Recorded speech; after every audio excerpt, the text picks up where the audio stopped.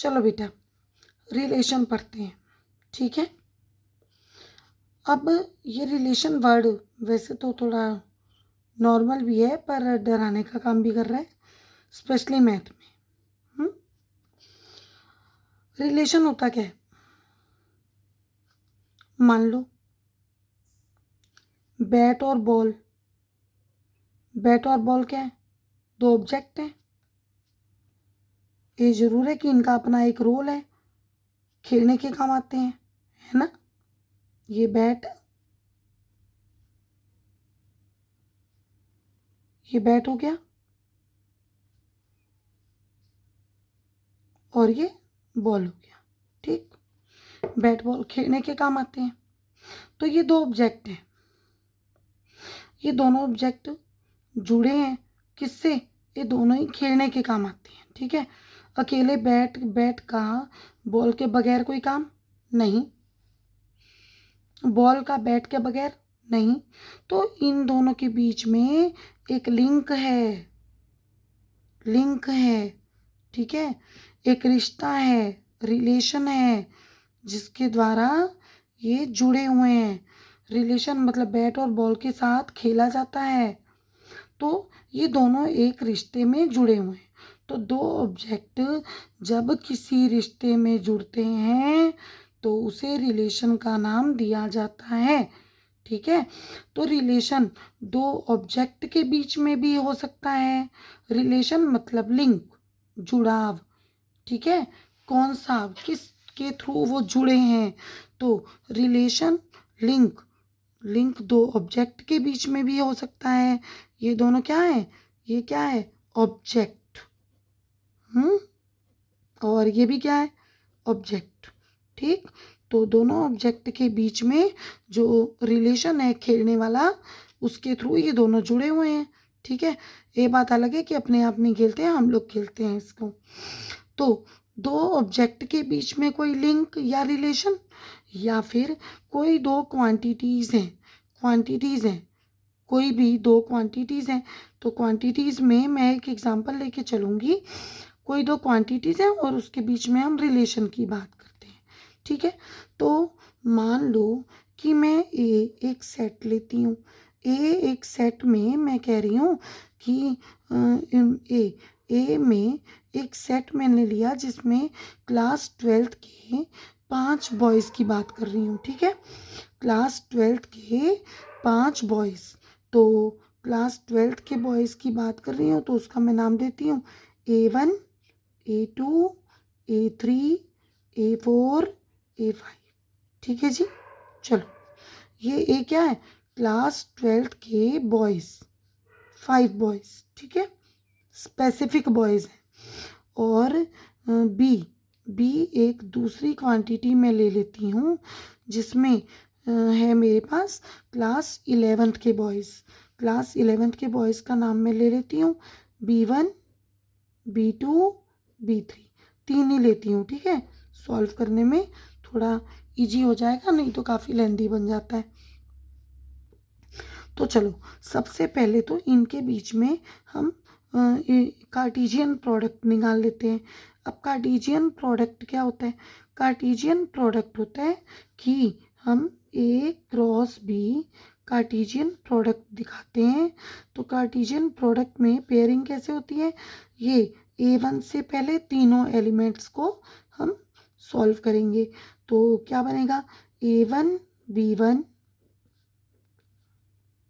A1 B2, A1 B3, ठीक है जी। ऐसे ही सबका निकालना है। तो फिर क्या बनेगा? A2 B1,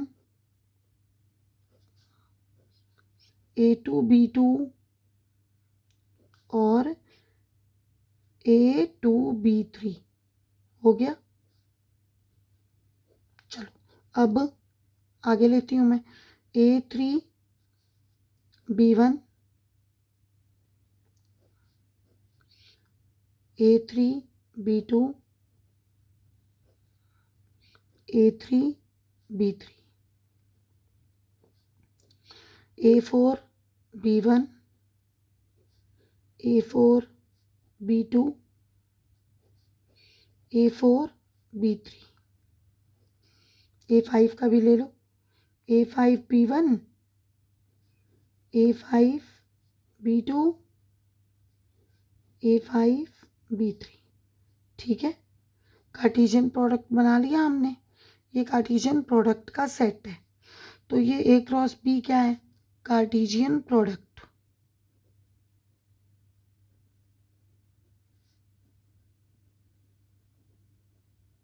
और ये जो ब्रैकेट्स बने हैं ना, इसको हम ऑर्डर्ड पेयर कहते हैं। ये सब क्या है? Ordered pair, ordered pair. ठीक है, ये कार्टेशियन प्रोडक्ट है, ये ऑर्डर्ड पेयर है। अब देखो, ये ए एक क्वांटिटी है जो क्लास 12th के स्टूडेंट हैं, क्लास 12th बॉयज़, और ये क्या है? Class 11th boys. ठीक है, तो हम यहाँ पर कई तरह के रिलेशन की बात कर सकते हैं।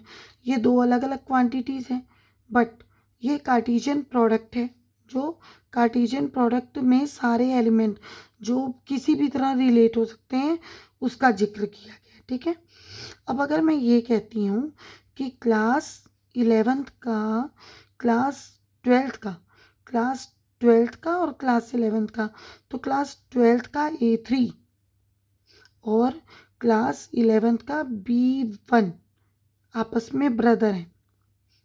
A3 is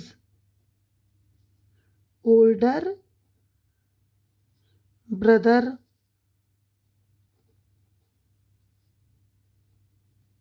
of B1। हो गया दोनों के बीच का रिलेशन, है ना? या फिर स्टूडेंट्स के बीच में मैं बात कर रही हूँ कि B3 student got 5 marks less in maths, और किसी से कंपेयर कर लो यहाँ पर, देन A4। ठीक है, तो इस तरह से सोचना है कि इन दोनों क्वांटिटीज़ के बीच में कोई भी रिलेशन हो सकता है। A3 is older brother of B1, या A3 got 10 marks less in maths than B2। कुछ भी रिलेशन बना दो, तो रिलेशन का कोई नियम थोड़ी है कि इस नियम से या उस नियम से। रिलेशन का कोई नियम नहीं है, बस आपको रिलेशन का पता होना चाहिए कि रिलेशन होता क्या है। तो रिलेशन होता है लिंक।